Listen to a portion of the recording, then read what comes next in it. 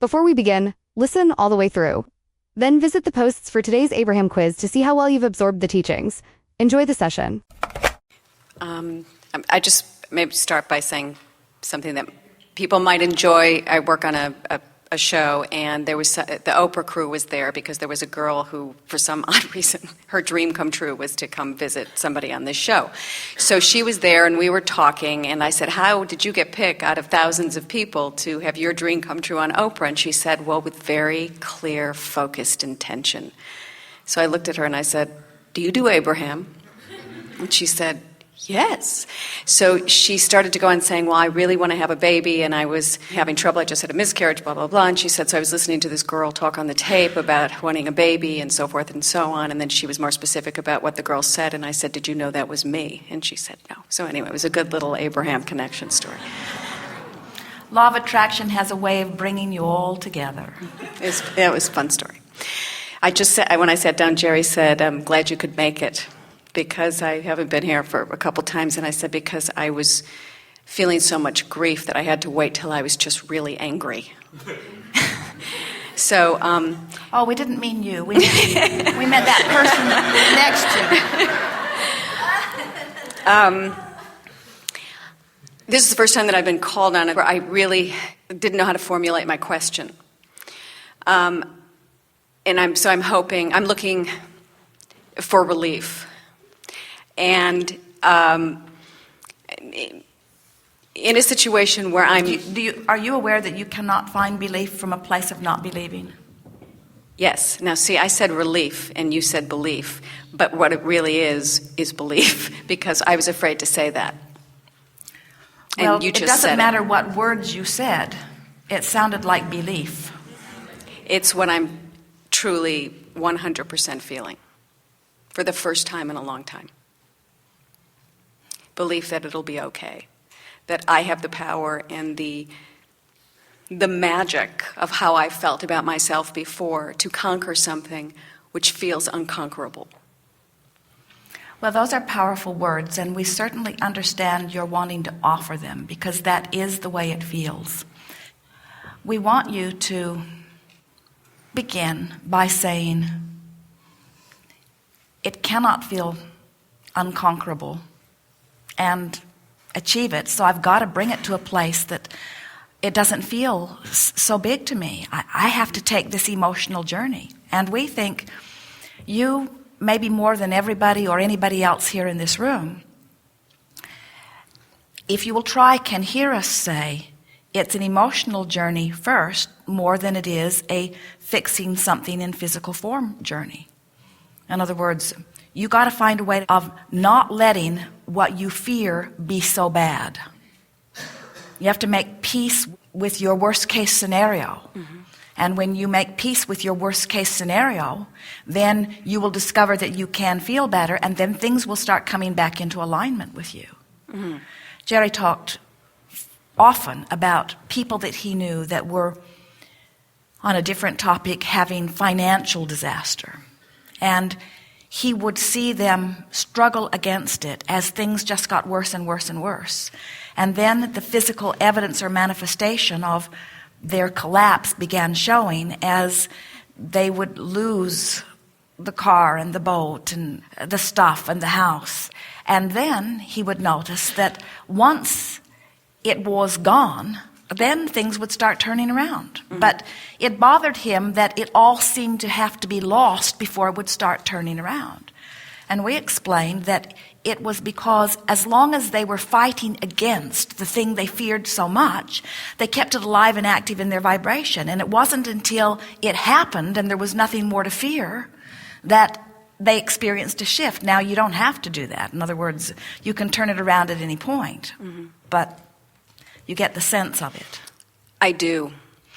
I guess I need steps to do that, and I think probably one of the things that I have to cut through is this feeling of anger. Well, for the benefit of those who can't, for the life of them, figure out what's going on, what is your issue? My issue is that I had a baby. I knew somebody for a brief amount of time, saw behavior that frightened me, ended up having this baby, who I adore and love, is a wonderful, vibrant human being. this individual had very little desire to be involved in her life, and he sort of wasn't. And at 5 years decided that he wanted to be. And granted, to be perfectly honest, I was concerned because of behavior that I had seen, but I understood that was not my right. We talked.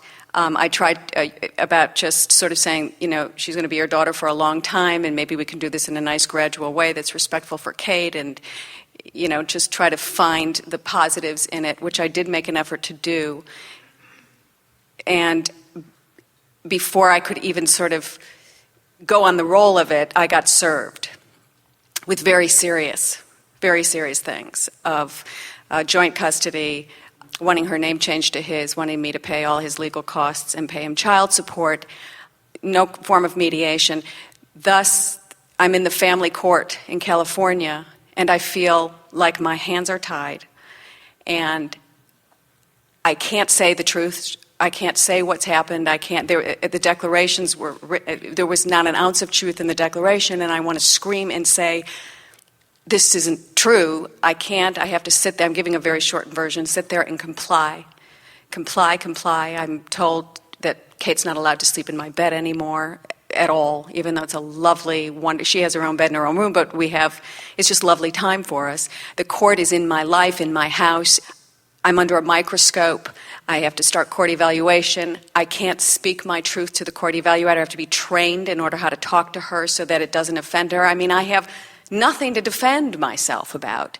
But yet, the laws in family court, or I've never been in court before, are so gosh damn screwed up that, they assigned Kate her own lawyer, for God's sake. The lawyer comes in, talks to her for 15 minutes, and puts her in a room with a stranger and asks her questions, and then comes and says that she's bouncing off the walls. Well, of course she's bouncing off the walls.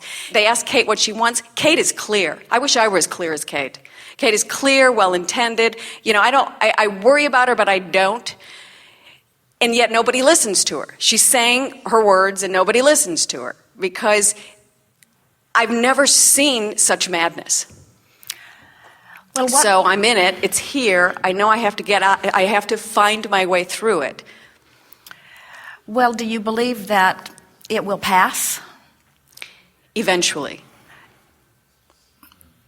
Yes, eventually. Now, we asked you a question that could have been answered positively. Okay. But you put a negative slant on it, and we don't blame you. It's where you are. Will it pass? In time, it will pass. Yes. Do you believe that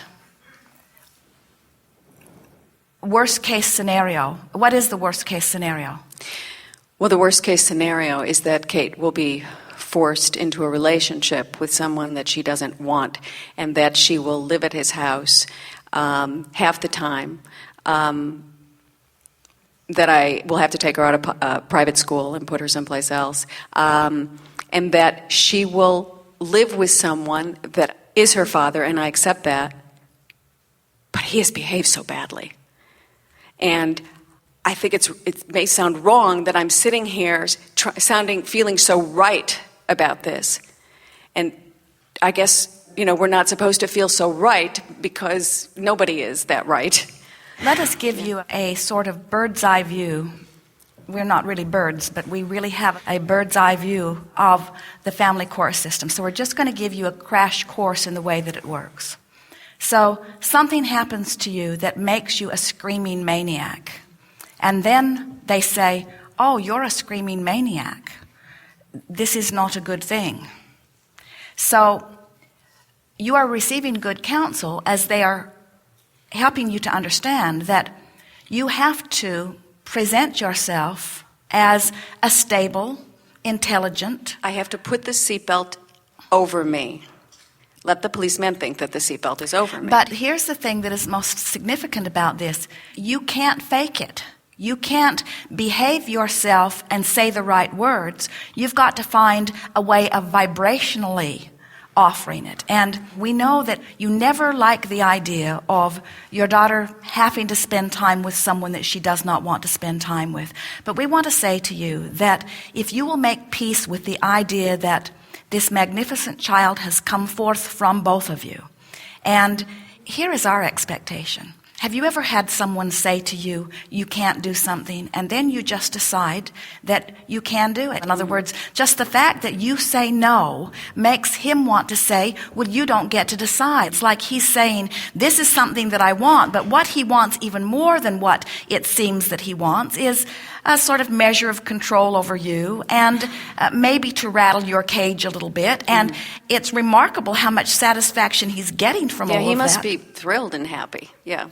So what you have to do is take him out of the equation, and that's what you're having a hard time doing, because it feels to you like he's doing this to you. It feels to you that he's taken a perfectly happy life that you and your daughter have achieved together and that he's turning it upside down. And your resentment of him, the underlying vibration, is the vibration of powerlessness. It feels to you like somebody who doesn't care has power, and that the courts, who should know better, are supporting him and making you feel even more powerless. And what we want you to hear is that the only thing that can render you powerless is something that makes you feel so awful. And so you've got to find a way of not letting this thing that feels so awful feel quite so awful.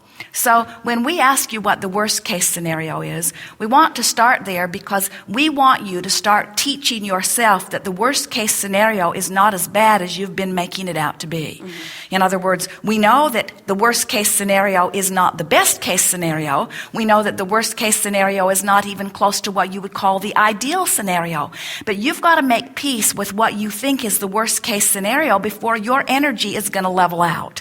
And the universe can't give you what you want and deserve until your energy levels out. Right. We don't think that there's ever been a situation anywhere on the planet that is more of a test or a trial than to have a mother's child's well-being threatened. In other words, it does not get any bigger than that. So please do not misunderstand us. Please understand that we understand why you're upside down and all around on this, but it doesn't change the fact of what you've got to do. Right.